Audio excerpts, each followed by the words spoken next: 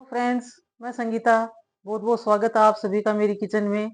आम के सीजन में हम बाजार से भर भर के मीठे मीठे आम खरीद कर लाते हैं और उनकी अलग अलग नई नई रेसिपीज बनाते हैं और वो हमें बहुत लाजवाब लगती हैं। तो आज ऐसी ही मैं एक मैंगो की मिठाई बनाने जा रही हूँ जिसको बनाकर खाने के बाद आप बाजार की मिठाई खाना भूल जाओगे और हम उसको घर में बिना झंझट के बड़ी आसानी से बनाकर तैयार करेंगे। तो चलिए फिर शुरू करते हैं इस बहुत ही सिंपल और बहुत ही टेस्टी सी रेसिपी को बनाना। इस रेसिपी का नाम है मैंगो पुडिंग डेजर्ट। ये बहुत ही टेस्टी बनती है, लाजवाब बनती है। आप इसको ट्राई जरूर कीजिएगा। इसके लिए सबसे पहले मैंने ये 1 लीटर दूध लिया है। ये फुल फैट दूध है, आप कोई भी दूध को यूज कर सकते हैं। इसको एक कढ़ाई में डालेंगे। दूध को हम उबाल आने तक इसको पकाएंगे। इसके बाद हमें क्या करना है मैं आपको बताती हूँ। दूध गर्म होता है तब तक ये मैंने कुछ ड्राई फ्रूट लिए हैं।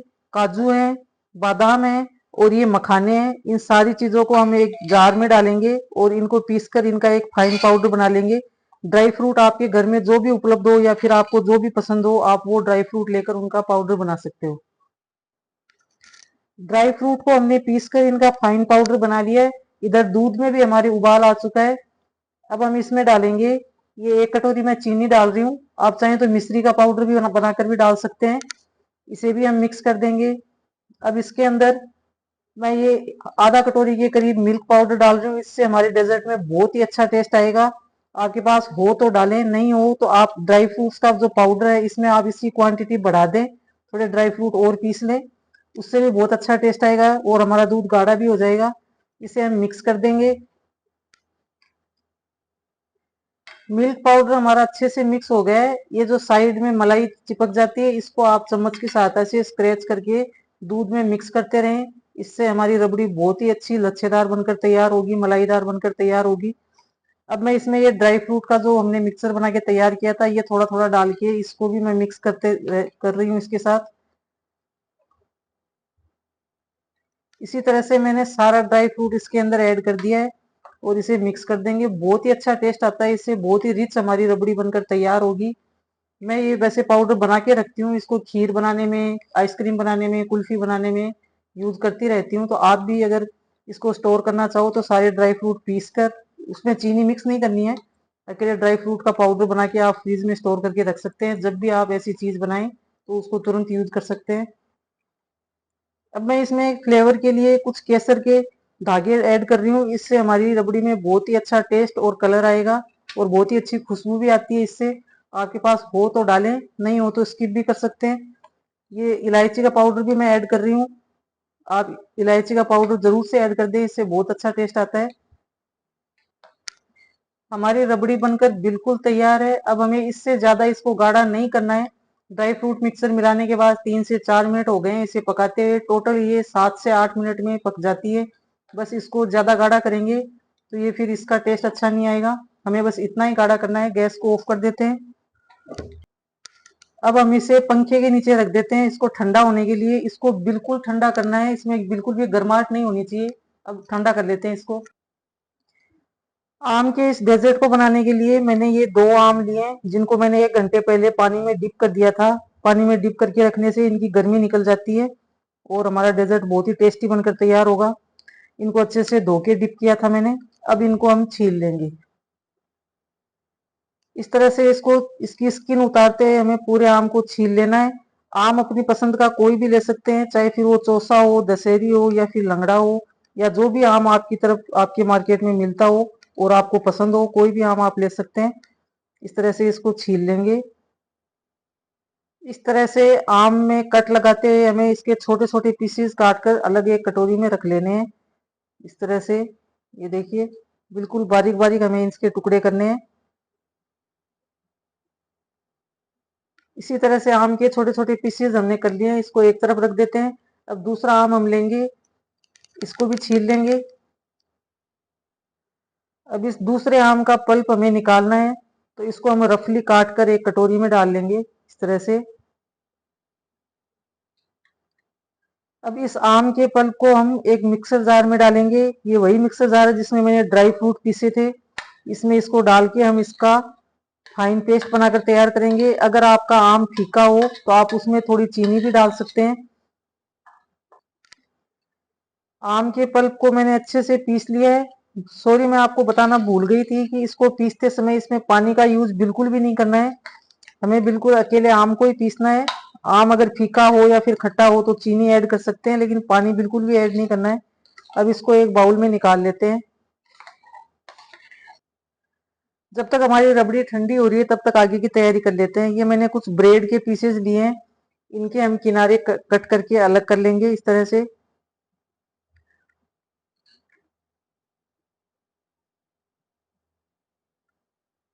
इस तरह से ब्रेड को भी हमने पीसेस में कट करके रख लिया है। और इधर हमारी रबड़ी भी बिल्कुल ठंडी हो चुकी है। मैं फिर से आपको बता रही हूँ कि रबड़ी में बिल्कुल भी गर्माहट नहीं होनी चाहिए, ये बिल्कुल ठंडी हो जानी चाहिए। अब हम आम का जो पल्प हमने फेंट कर रखा था, इसमें से ये छोटे 2 चम्मच निकाल के मैं अलग रख लेती हूँ। और बाकी के पल्प को हम इस रबड़ी में मिक्स करेंगे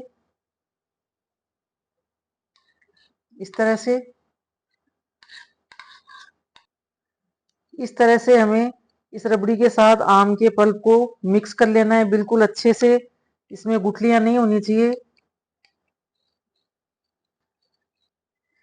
ये देखिए, ठंडी होने के बाद हमारी रबड़ी भी थोड़ी गाढ़ी हो गई थी, और आम का पल्प डालने के बाद ये और भी गाढ़ा हो गया है। बस ऐसा ही टेक्सचर हमें चाहिए रबड़ी का। तभी मैंने कहा था कि आपको रबड़ी को ज्यादा गाढ़ा नहीं करना है।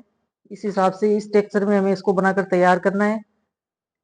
अब हम रबड़ी को एक बाउल में ट्रांसफर कर लेते हैं।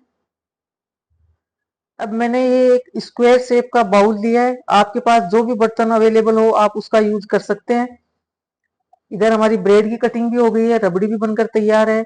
अब हम क्या करेंगे, सबसे पहले इस कंटेनर में रबड़ी को इस तरह से स्प्रेड कर लेंगे पूरे में। अब हम एक ब्रेड का स्लाइस लेंगे, उस पर जो हमने ये आम का पल्प अलग निकाल के रखा था इसको इस ब्रेड पे स्प्रेड कर देंगे, जिस तरह से हम टमेटो केचप लगाते हैं या फिर बच्चों को ब्रेड के साथ जैम लगा कर देते हैं, उस हिसाब से इसको स्प्रेड कर लेना है अच्छे से। अब इसको इस रबड़ी के ऊपर रख देंगे इस तरह से। अब जो हमने आम के छोटे छोटे पीसेज करके रखे थे, चंक्स, इनको भी इसके ऊपर इस तरह से फैला देंगे। जब हम ये मिठाई खाएंगे ना तो इनके चंक्स हमारे मुंह में आएंगे तो बहुत अच्छे लगेंगे इस तरह से। अब हम फिर से एक ब्रेड का पीस लेते हैं। इस इस दूसरे पीस को भी इसके साइड में इस तरह से सेट कर देंगे और इसके ऊपर भी मैंगो चंक्स डाल देंगे। इसी तरह से हम इधर वाली लेयर को भी तैयार कर लेंगे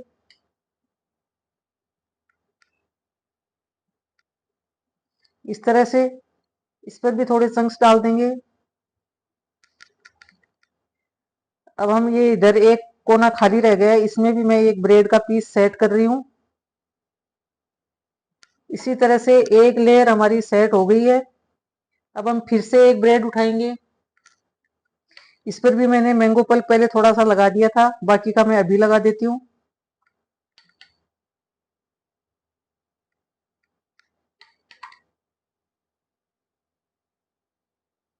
अब इसको उल्टा करके इसके ऊपर इस तरह से सेट कर देना है।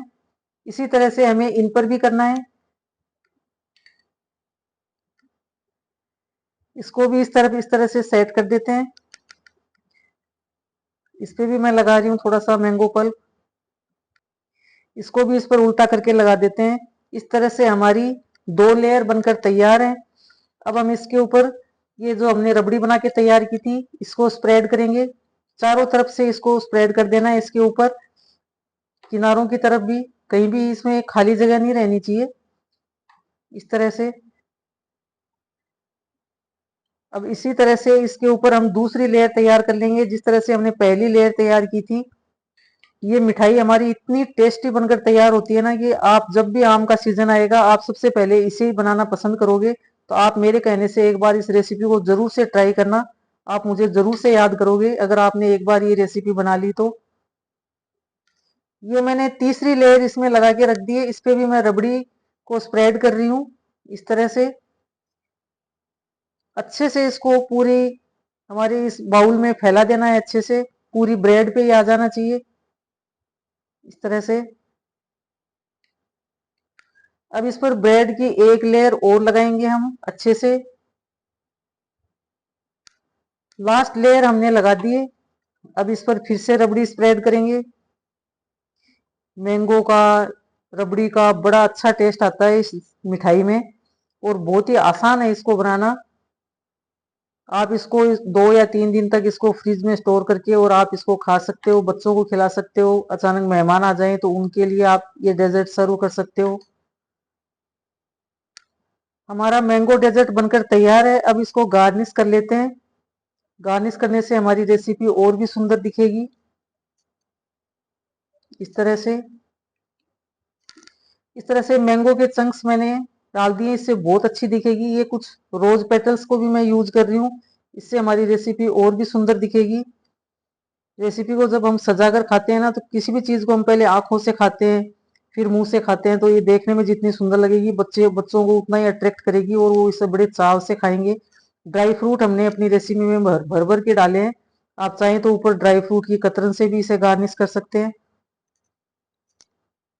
ये देखिए हमारा मैंगो पुडिंग डेजर्ट कितना सुंदर और कितना टेस्टी लग रहा है देखने में। खाने में तो ये इतना गजब का स्वादिष्ट है कि आप इसे बार बार बनाओगे। मैं आपसे बार बार कह रही हूँ कि आप मेरे कहने से ये रेसिपी जरूर से ट्राई कीजिएगा। अब हम इसको एक तरफ रख देते हैं और बची हुई रबड़ी का क्या करना है मैं आपको बताती हूँ। अब ये जो हमारी मैंगो रबड़ी बच गई है, इसको मैं एक ग्लास में डाल रही हूँ। आप चाहें तो इसकी फालूदा भी बना सकते हैं। बाकी ये मैंगो रबड़ी इतनी टेस्टी होती है, हम बाजार में काफी भर भर के पैसे देकर और ये रबड़ी हम खाकर आते हैं। हम घर में अपने हाथों से साफ सफाई से ये हमने बनाकर तैयार किया है, और बच्चों को, सबको, बड़ों को, मेहमानों को, सबको बहुत पसंद आने वाली है। इस तरह से हमने सारी रबड़ी का यूज कर लिया है। अब आप इसको ड्राई फ्रूट से या फिर मैंगो कतरन से गार्निश करके और बच्चों को खिला सकते हैं। बस ये इस मिठाई को जितना ठंडा करके आप खाओगे ना, ये उतनी गजब की स्वादिष्ट लगेगी। तो पहले आप इसको 2 से 3 घंटे के लिए फ्रिज में अच्छा चिल्ड कर लें, उसके बाद ही इसको सर्व करना है। ये देखिए कितना अच्छा लग रहा है हमारा मैंगो की रबड़ी का ग्लास। इसी तरह से आप भी बनाएं, खाएं, स्वस्थ रहें और मस्त रहें। लीजिए तैयार है हमारी मैंगो पुडिंग डेजर्ट और मैंगो रबड़ी का ग्लास। आप भी बनाएं और आपको रेसिपी कैसी लगी मुझे कमेंट करके जरूर से बताएं, और पास में दिए हुए बेल आइकन को जरूर से प्रेस कर दें ताकि आपको मेरी नई नई रेसिपीज की नोटिफिकेशन मिल सके। और चैनल को ज्यादा से ज्यादा लाइक, शेयर और सब्सक्राइब कर दें। धन्यवाद।